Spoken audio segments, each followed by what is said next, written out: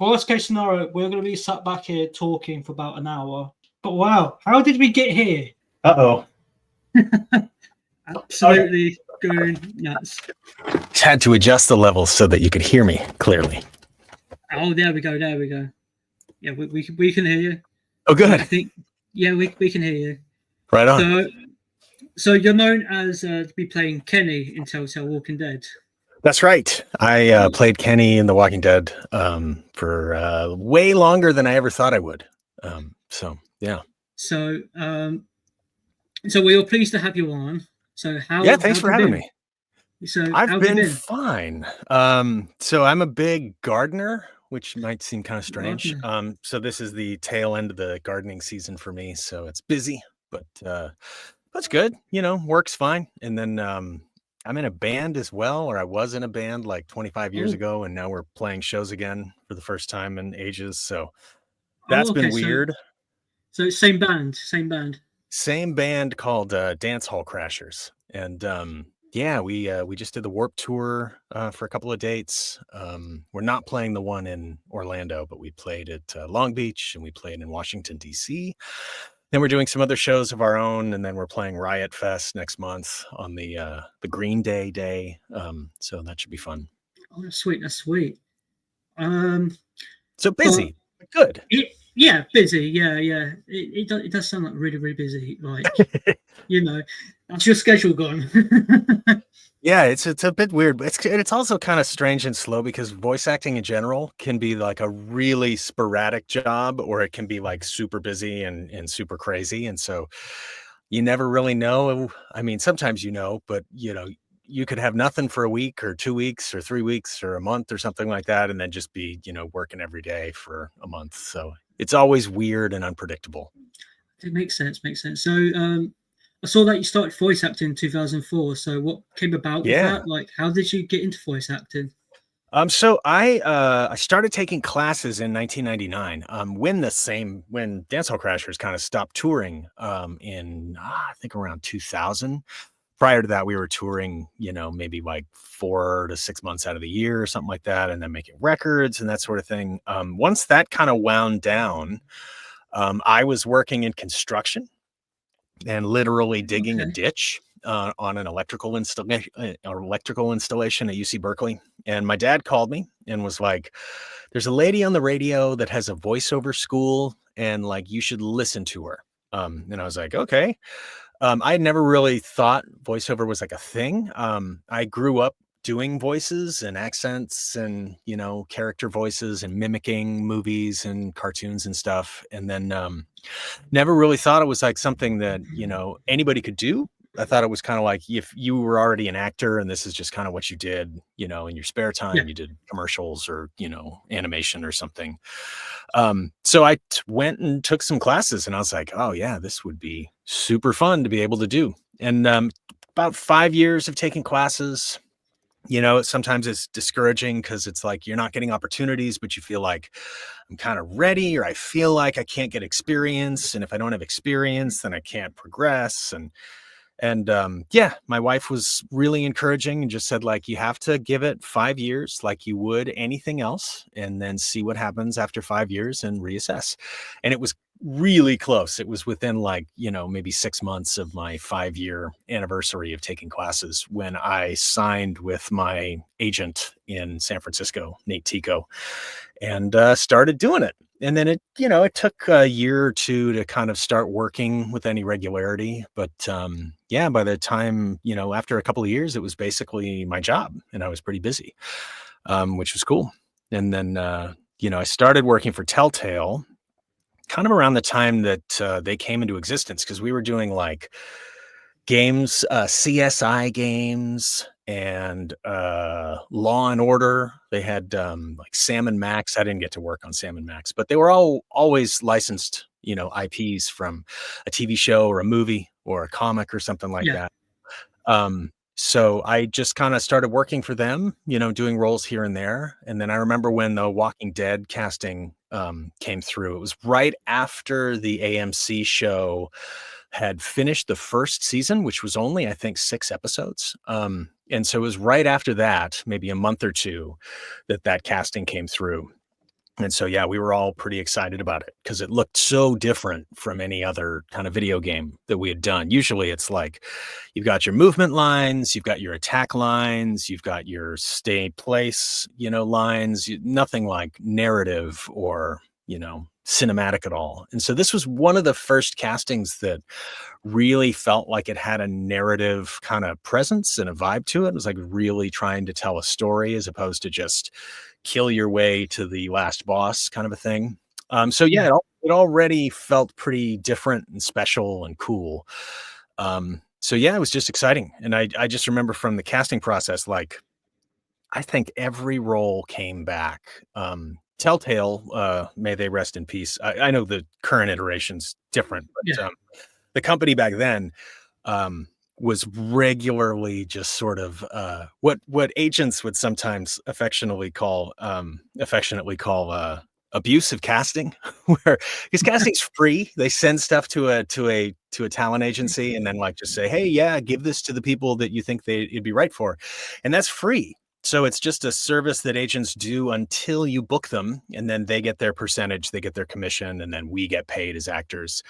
But yeah, I remember like we did rounds and rounds of characters. Lee came back a bunch of times, but Kenny never came back. Kenny was like, I read Kenny once, I never saw it come back, and so I was like, we kept getting these sort of re-audition, reread, sort of packets for other roles, and I was like, well, somebody's Kenny because that one's not coming back, and I guess it was me. So that was nice. Yeah. So another thing I want to ask is, I saw that you started in a video game called QI, and I want to ask you, did you know how expensive that game actually is? In the modern era now, it's like worth a lot. Like it's very rare to get your hands on. No, which game? Sorry, I missed that. It's a game called QI. QAnon. Oh, yeah, that was like the first, I think one of the very first games I ever worked on.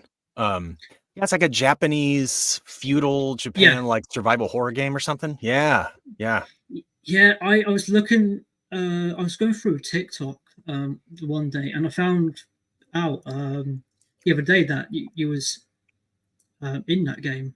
And yeah, I think it's on my IMDb. I think it's like the first one that shows up, but I don't know if it's actually, if it's actually still there or anything like that. Yeah, I don't even remember who made it. Maybe Konami. I don't even know. Yeah, the only thing I know about it is it's really expensive and it's rare to get a copy now. So Interesting. I was like, yeah, it is very. It must very have been terrible. Usually if they sell well, it sticks around. It's easy to find. But yeah, I don't know. I never got a chance to play it. I try not to play games that I work on because I am a avid gamer. I play games all the time, and I just I don't like playing games that I worked on because it's I don't know. It's weird, really distracting to me. Takes me out of the whole suspension of disbelief. I immediately believe, once I hear myself, I'm like, oh yeah, I absolutely don't believe any of this. So yeah, so then it was like a year later, you worked on the Batman Begins video game. Yeah, I think that was the first union video game I worked on. So that forced me to join the union. So yeah, that was really fun. It was fun. It was fun. So I want to ask, do you have a favorite superhero? Like, I know you've been in like the Iron Man video game as well. I was, I think the Melter in Iron Man or something like that. So I was like a big comic reader, big comic fan as a kid, and I worked in a comic shop in Concord, California, here in the Bay Area, for almost 10 years off and on. And Daredevil is definitely my very favorite superhero. Daredevil, Matt Murdock, blind lawyer. Makes sense. Fantastic. Love it. Makes sense. So I've got a question from a chat, and Haywire Bird has asked, have you played any of the Walking Dead games?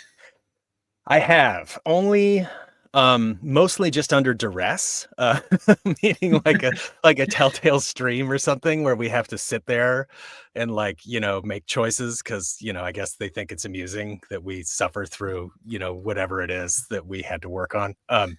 Yeah, so I think I played quite a bit of a few episodes of season 2. I've been part of other people's streams, but I haven't sat down and played anything but the first episode just kind of on my own for pleasure. Just because I don't know, I like those kind of games a lot. I prefer a little bit more action. I like more of an RPG, an Of action course, yeah. RPG. Not like a quick time game where you just suddenly got to mash the button or move in a certain direction. Yeah, I'm not as big a fan of those. makes sense. So, as I was like researching you quite a lot of like the roles you've done, something that caught my eye was the Godfather games. You Yeah, did some work for them as well. So, I did. I uh, forgot about those. yeah, so you played a character called Frankie in the second one, Yeah, I think so. and Donnie in the first one. So, what was your experience being in a game that was very influenced by like a very popular and one of the greatest movies of all time? Honestly, I don't even remember anything about it. I remember that I think it was for EA. It was another sort of union game, I think. So that meant just sort of stress, anxiety about, going there and being, on site in person. I think that I was doing a voice match, at least on one of them, which I tend to get a lot of that kind of work. I'm a pretty good mimic. I don't do like impressions of people or anything like that, but I can get pretty close. And yeah, I think it was just a voice match. Honestly, I don't even remember hardly anything about it, unfortunately. But it was Well, fun to be on. I remember the first game. I remember the first game being really fun. Years ago, years ago. I haven't played them since. They're very hard copies to get for your consoles, Mm. But I'd love to go back and play them again. Definitely. So next one is there was two big shows that came out kind of Mm. like early 2000s. Obviously, we had Lost and Yeah. CSI, and you got to work on Yeah. both of them. I Which one did. Which one did you prefer, and which character did you prefer playing, and which one Oh. do you think was more fun? So in CSI, that was for Telltale. And that was cool because it was just its own story. They just kind of created a story in the universe. And I think I was just some sleazebag. I don't think I was part of the cast or like the actual show cast, but again, I don't remember. That one was a lot of fun because that might have been the first time that I worked with Telltale and with, Jory Prume, may he rest in peace, who recorded most of the Telltale stuff that I worked on. So that Yeah. was really, really neat. Lost was cool. That was a voice match where I played Hurley. And so that was cool, but it was also it was a little bit weird because with voice matches too, is it's like I always hear myself in those. So I feel like it's kind of close to Hurley, but it's like kind of not as well. So yeah, I probably, if I had to choose one sort of more positive experience than the other, it would have to be CSI, just because I think that it probably led to more opportunities, via Telltale Games, because I was already working kind of in that environment, from there going forward. Okay. Nothing against Lost. Nothing against Lost, though. I love the show. The game was. The show was great for like 4 seasons. And then, Yes, definitely. and then they were like, "Hey, we got to end this thing." Yeah, it's a rushed ending. Yeah. So we got some questions from chat. So we'll start. Sweet. What's up, chat? So Hey Bird says, meant to ask what does he play in his band? Guitar, bass, or vocals? I play drums. None of the above. Drums. There we go. Bass drums. And that's right. We got one from Shaka Bra Gaming. Shaka Bra. Hi Gavin, I love acting and would love to be in the industry in the future. Any advice for getting in?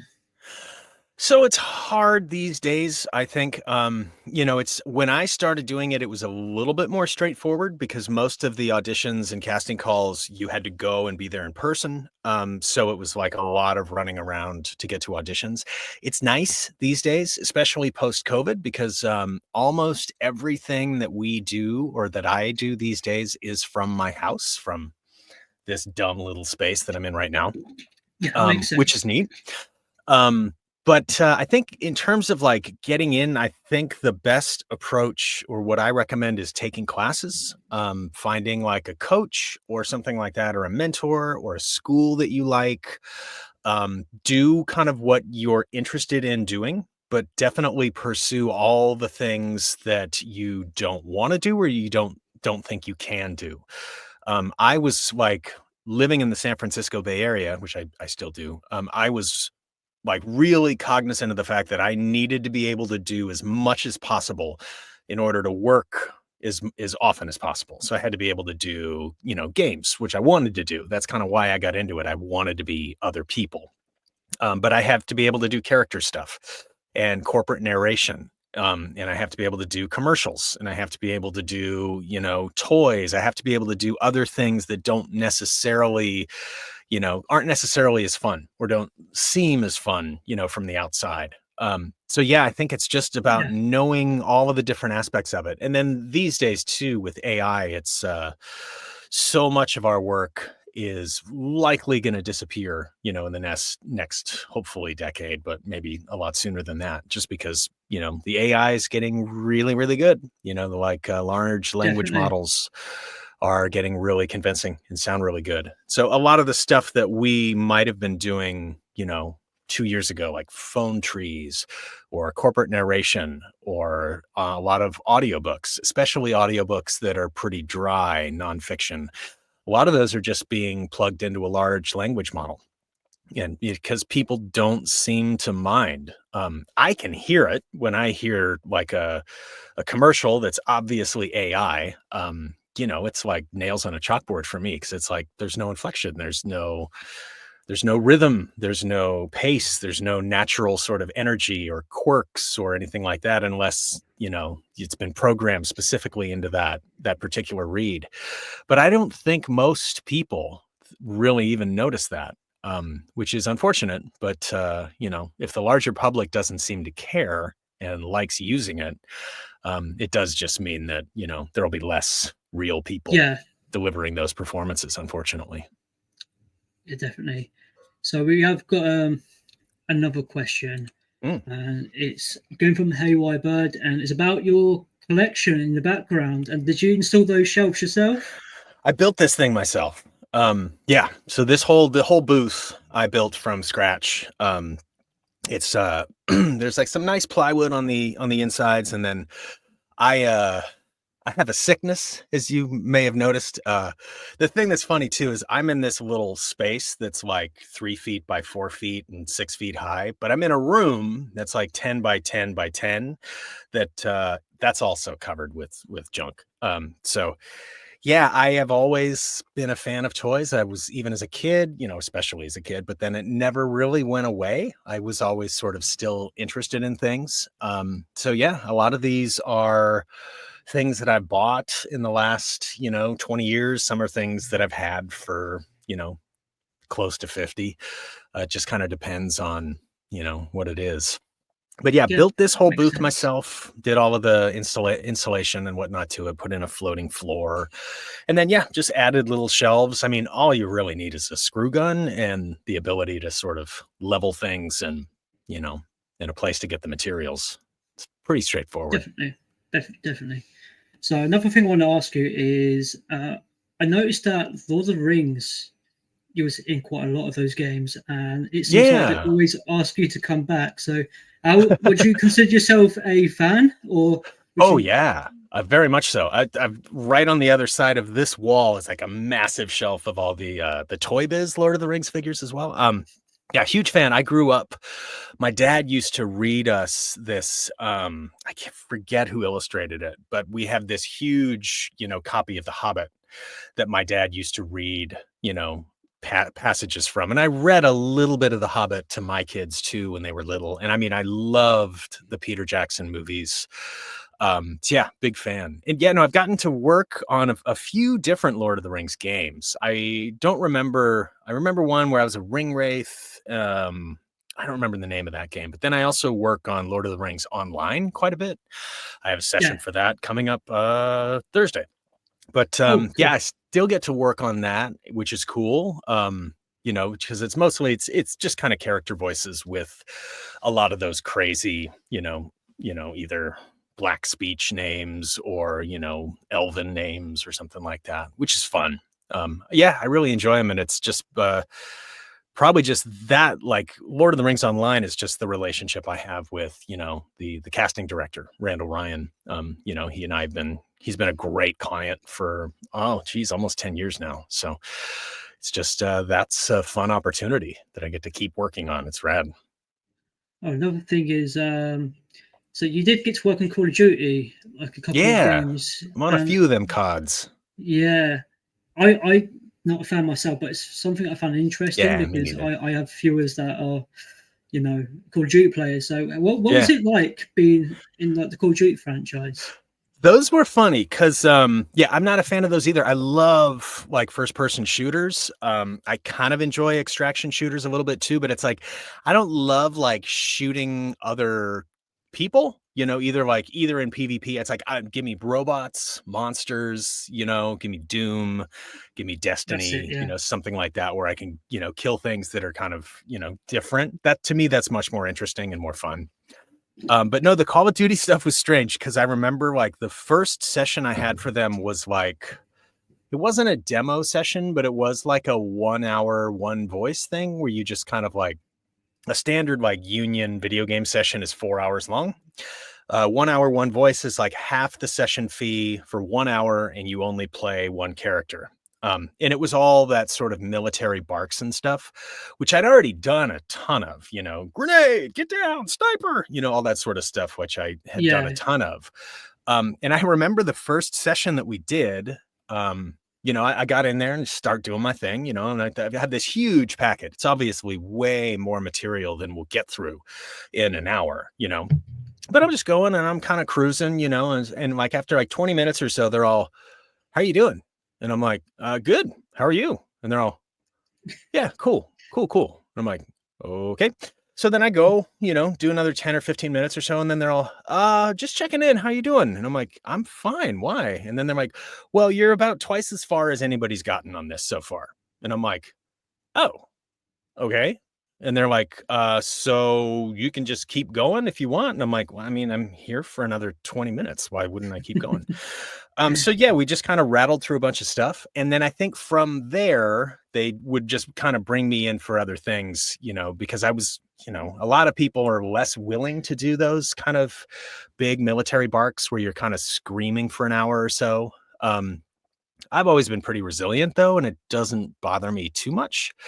I usually recover, within a day or so. But so I think it was just one of those things where I had the willingness to do it, and I'm really consistent and pretty efficient in that, it's like I want to get through it and be done, and just kind of like go off and do whatever else I'm going to do next. So for me, it's like I'd rather just go. And and it's a job's a job. I figure like I'm still, even if I'm, yelling and screaming and maybe kind of, making my throat hurt a little bit, it's like I still feel like like I'm really fortunate to be in that position where I'm getting paid a good amount of money, to just kind of do that. So I tend to take most things that that come up like that. Yeah. So we've got more questions from the chat. Sweet. So we've got one from Charlotte. Say, how was your time in The Wolf Among Us? That was super fun. So the funny thing about Wolf too was it's like we were working on Wolf while we were working on the first or second episodes of The Walking Dead. So we were already kind of well into The Walking Dead when we started working on Wolf. And then the first episode of The Walking Dead came out and everybody was like, can I swear on this pod? Is that okay? Can I swear? Yeah. And I was like, holy shit. Everybody kind of freaked out because it was like, it really kind of dropped to sort of massive acclaim. And everybody was like, and they were all, oh no. So everything on Wolf stopped. And it basically all the focus kind of went towards The Walking Dead to sort of like fine tune and sort of maybe change the direction of some things to sort of really sort of be more deliberate about it, I think. So there's a bunch of recasts on Wolf. Wolf kind of got put off, until The Walking Dead was done. I was originally cast to be Dee and Dumb, which I was in the final version of the game that came out.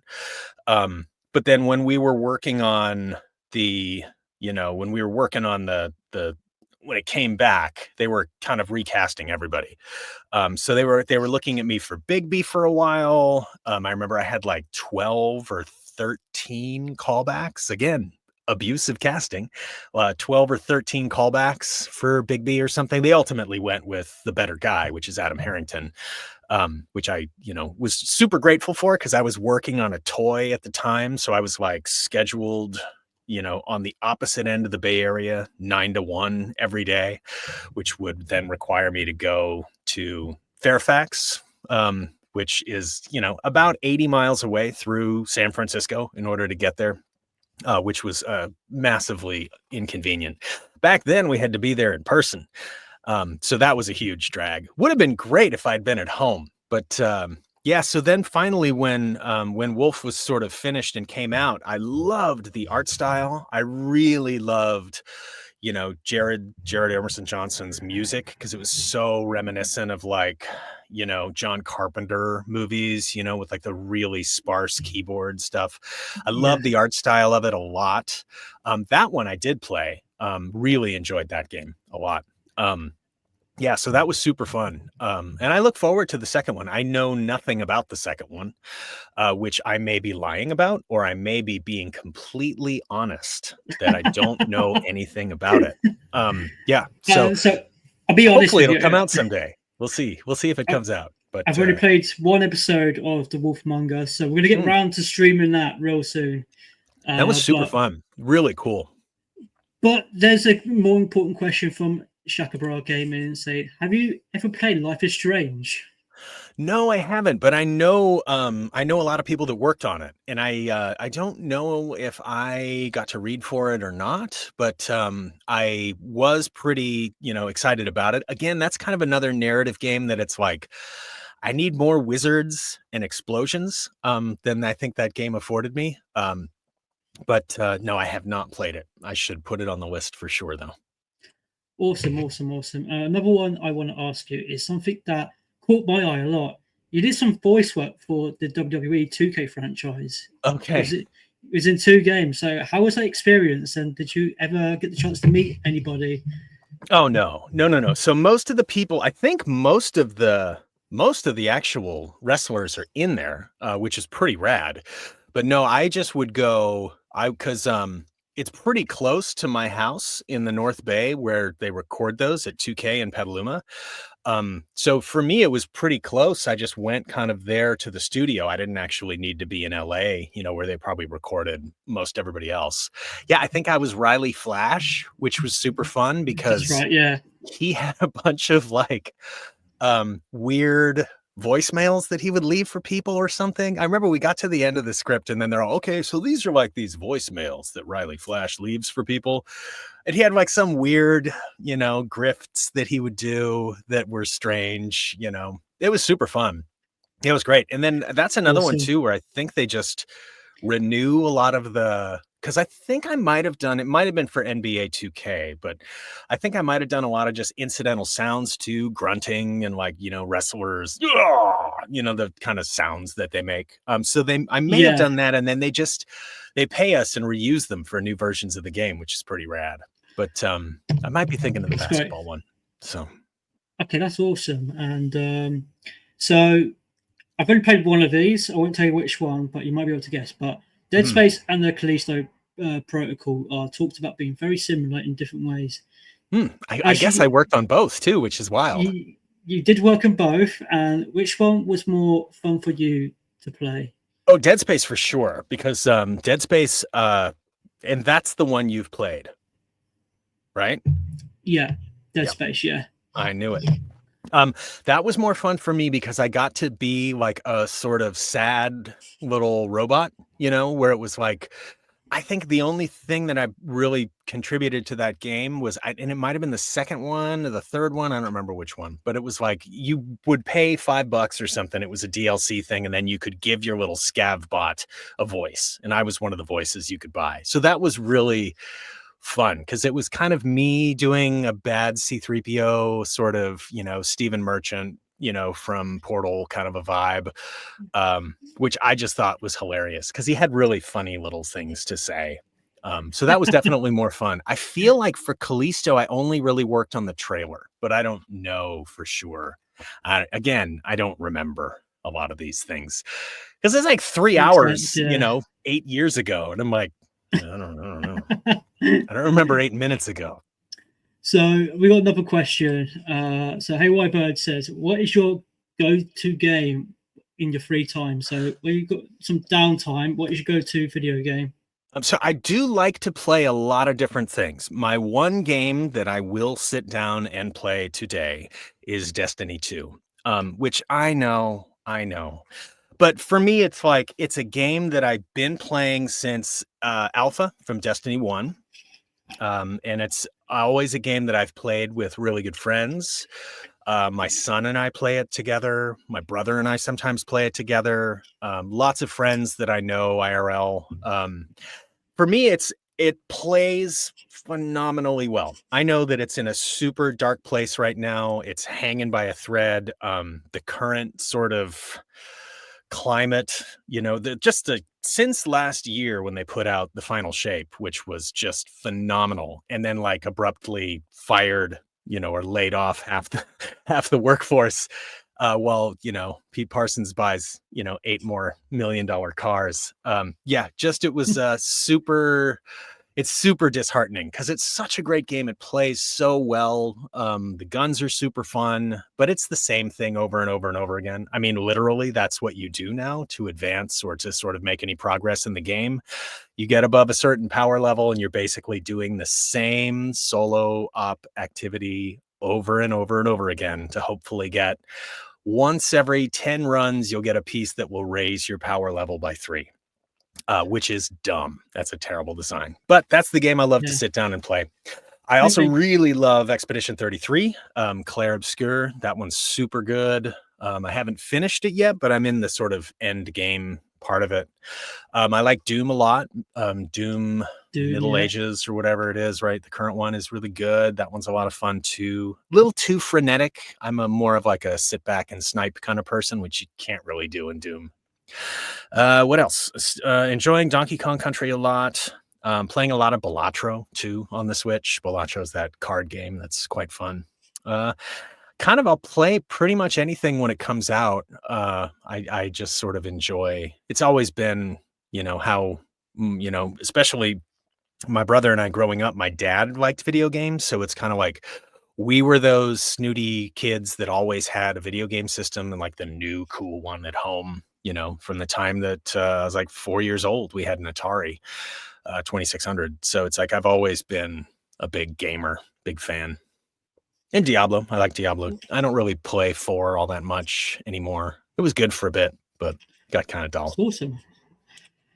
The next question is from Shakabot Gaming. Is any funny things happen behind the scenes of recording The Walking Dead? Yeah, I mean, not necessarily they were funny, but I mean, there was a lot of so you would think if you were a game developer, you were going to make an episodic video game, you would know what that story was going to be start to finish for all of the episodes that you were going to create. You would think. Was not the case with Telltale Games. It was very often that they would be changing things on the fly. So we would have like a session, and then I would have another session like 3 days later because they changed a couple things. They needed a few lines or something like that, And like when we were in season 2, Scott Porter was in that game, and Scott Porter joining that cast meant that like all the rest of us that were in the first one and survived to the second one got like a huge pay increase, which was pretty great. Thanks, Scott Porter. So it was all of a sudden like we had these sessions where I'm driving out to Fairfax to basically do 3 or 4 lines, which was a little frustrating because that was also during the time when I was like recording a toy in the morning and then had to be up there in the afternoon. I remember there was there was one, I don't know what was going on with me, but there was I had some kind of bug up my ass where after every line it would be like, "Fuck you, Bonnie," or something like that. It'd say something to, "Oh, fuck off, Luke." It's like after every single line. And I remember Julian Kwasniewski, who directed all those, being like, okay, I think we've got enough of those. Not really funny, but it was just more of a kind of testament to the madness that it was making those massively successful games. So we got another question for you. Is from Charlotte, would you choose Jane or Kenny? So the reason, and I did, no, I was forced to. Who did I think I played that with Melissa. Like she and I had to play it together, and I think she made me choose Kenny.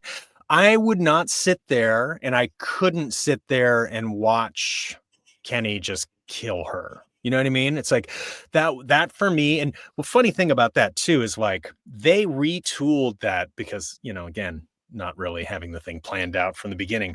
They retooled that scene, or that sort of conflict, that confrontation between Kenny and Jane, like probably 8-10 times because they just nobody was choosing Jane. So they had to do it in such a way that they could get decent numbers so that people were at least making the choice for one or the other so that they'd be somewhat, close or at least not like heavily skewed one way or the other.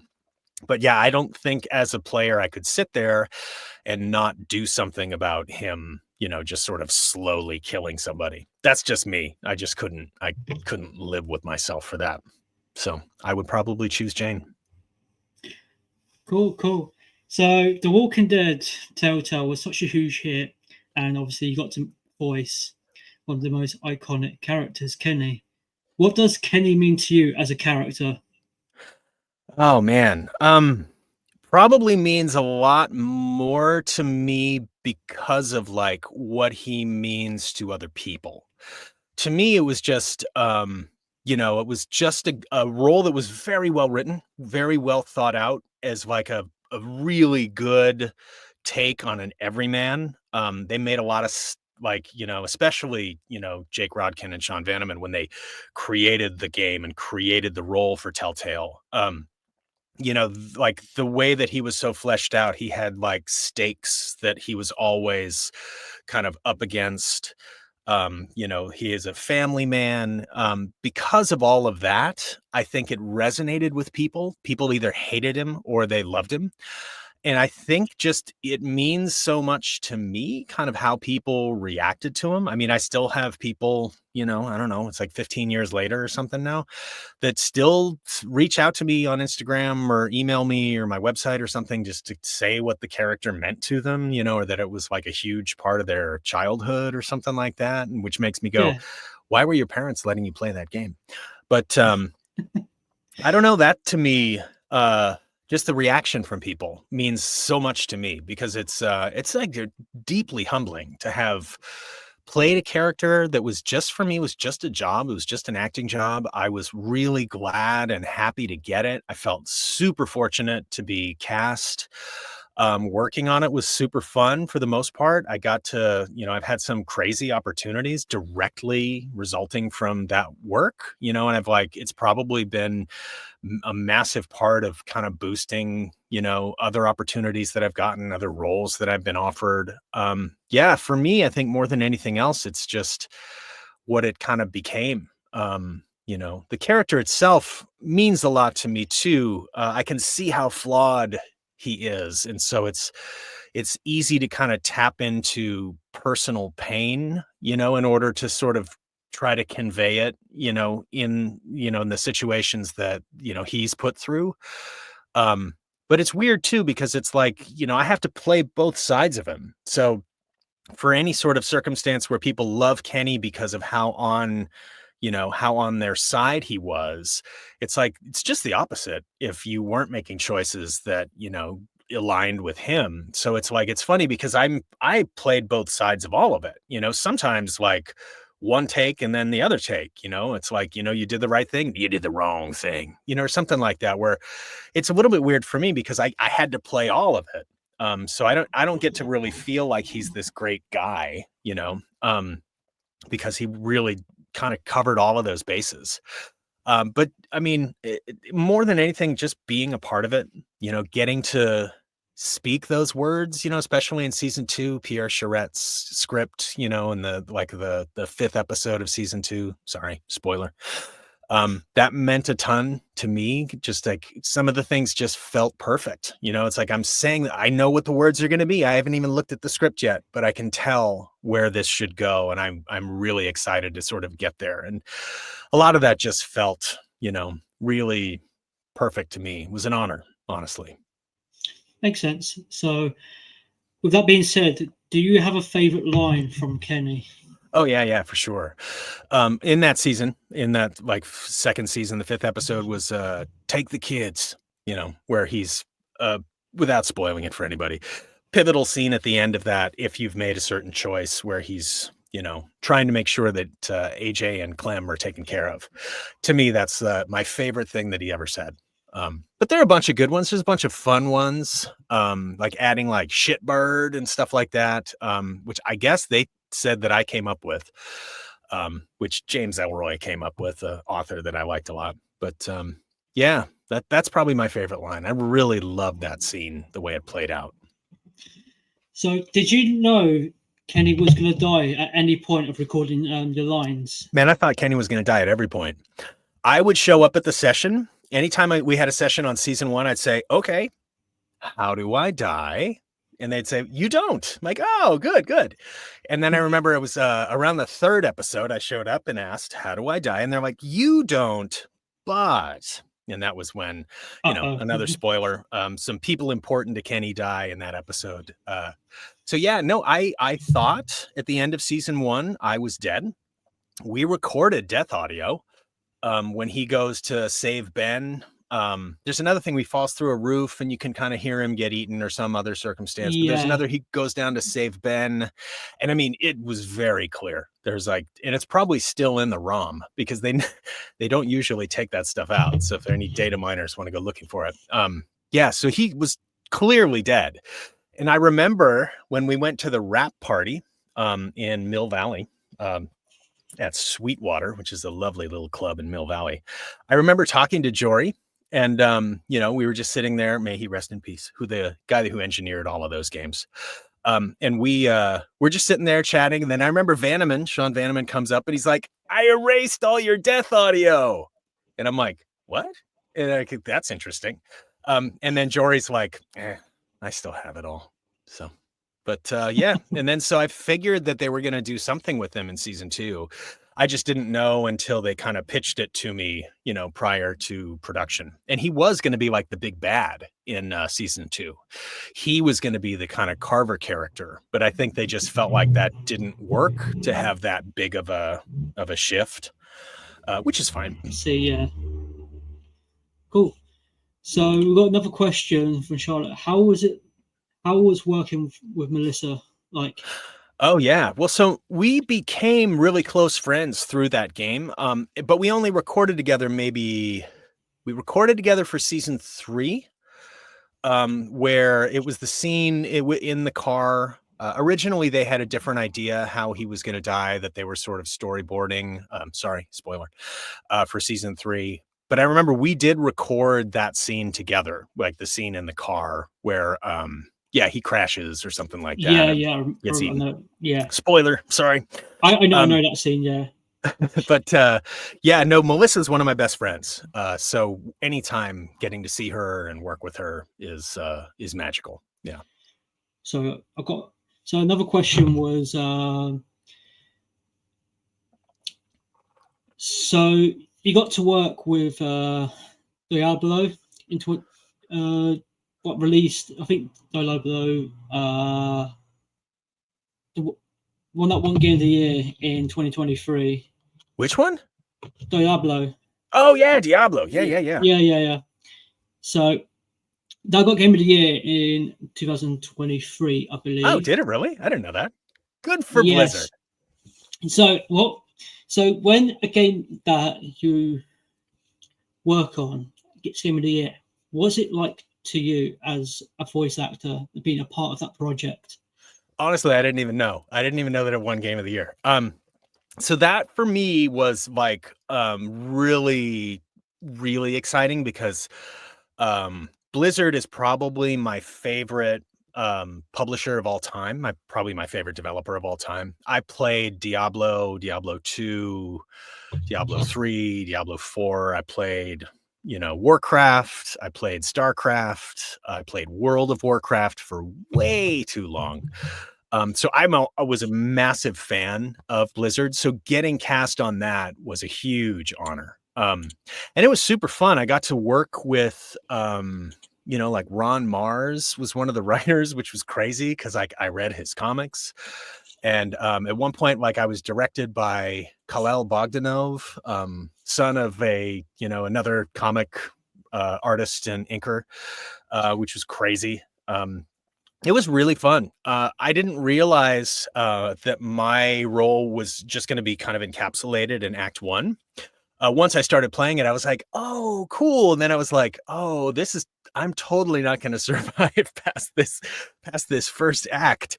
But it was super fun. It was really, really cool to get to work on. And I feel like it's some pretty good, like, I feel pretty good about the work, that we did for that one. I feel like there were some really nice moments that Vigo had.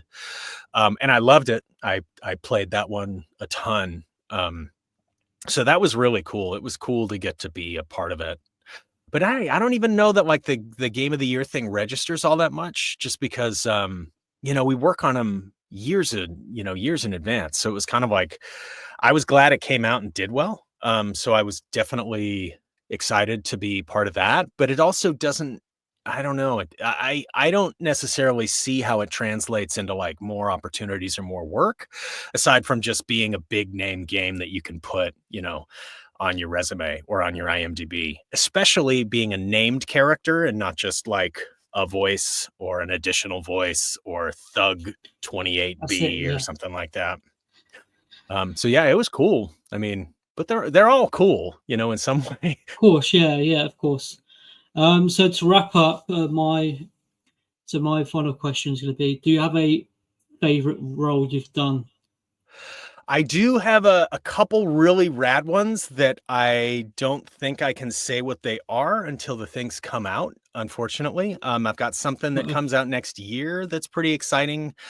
I'm not 100% sure too, like how much of it will be made public either. A lot of the things that we work on, especially in my kind of weird niche where I can do voice matches and stuff and kind of match other characters that may not be available or may not be willing to do stuff sometimes. And then you never really know if you're supposed to say it. So until you're actually credited as being in it, then you can't ever say like, oh yeah, that was me, So that's a little bit weird.